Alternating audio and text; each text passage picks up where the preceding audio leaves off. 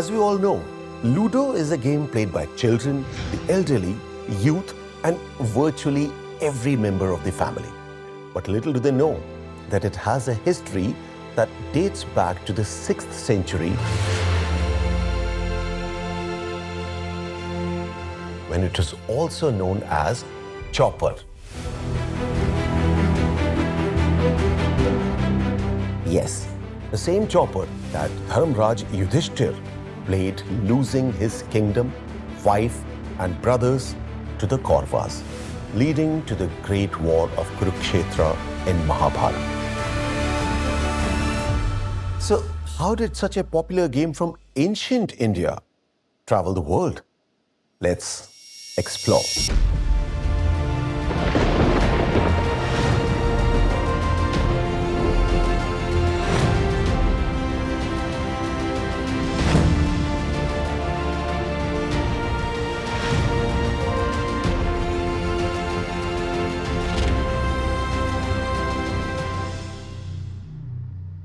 The earliest instance of the game in India was found during excavations carried out in the Harappan site. Dice and counters have been found in places like Harappa, Mohenjo-daro and Lothal, and go back all the way to 2500 BCE. The popularity of this game can also be traced back to our scriptures and to Vedas. The mention of this game can be found in the Rigveda, one of the oldest scriptures of India. In the 10th book, 34th verse, there is a hymn about a gambler that warns of the terrible consequences of gambling and dangers associated with it.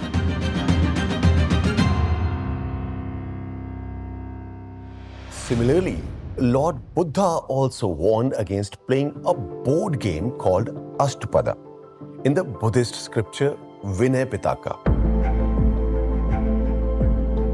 We can see the depiction of the oldest version of this game in cave number 29 in the breathtaking UNESCO World Heritage Site, Ellora. This cave, dating back between 6th and the 8th centuries, has sculptures on one of its walls depicting Lord Shiva and Goddess Parvati enjoying a game of Chaupar.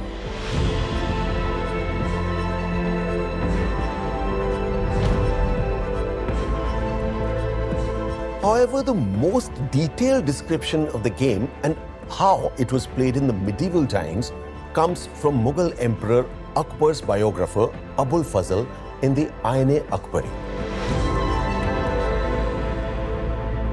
It is said that Emperor Akbar had such a great interest in the game of Chaupar that he had red and white flagstones placed outside his palace in Fatehpur Sikri in such a way that they resembled a large board.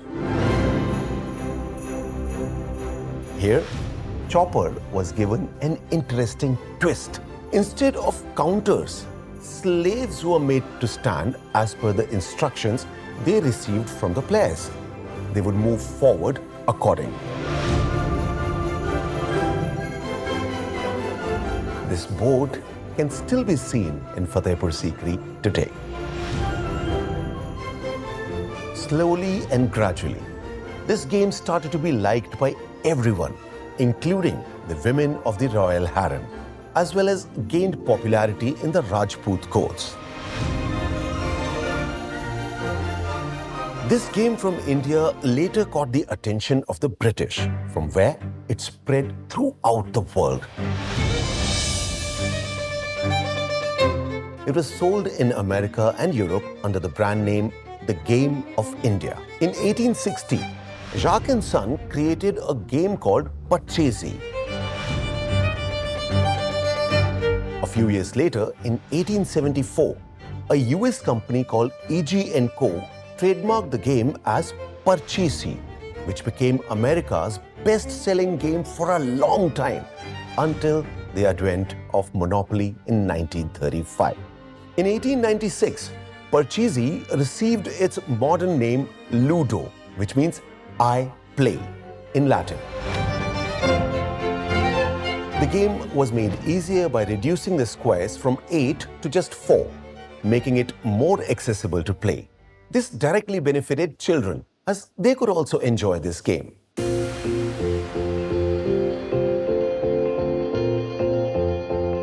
By the 1900s, Ludo had gained popularity in France and Germany with its new style and new name.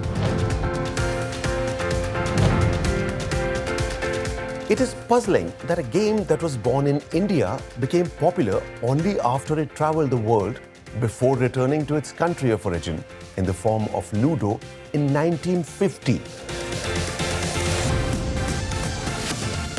The game that was once played by our deities, kings and queens, is now played in every household. In modern times, our mobile phones and iPads have replaced the board.